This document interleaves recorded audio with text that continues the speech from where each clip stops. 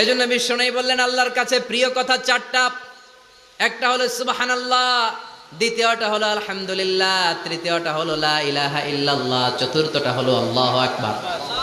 সুবহানাল্লাহ, আমার সাথে সাথে আওয়াজ করে পড়েন সুবহানাল্লাহ, আলহামদুলিল্লাহ, লা ইলাহা ইল্লাল্লাহ, আল্লাহু আকবার, সুবহানাল্লাহ, আলহামদুলিল্লাহ, লা ইলাহা ইল্লাল্লাহ। আওয়াজ করে পড়েন আল্লাহু আকবার। মনে থাকবে? জিকিরের ওয়াজ শেষ। এগুলোর চেয়ে শ্রেষ্ঠ জিকির নাই।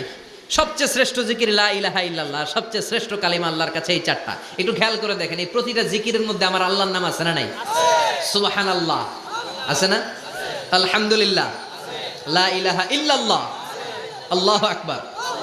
আল্লাহ ছাড়া আল্লাহর নাম থাকবে না যেই শব্দের মধ্যে ওই সমস্ত নাম আর হুই হুই হুই হুই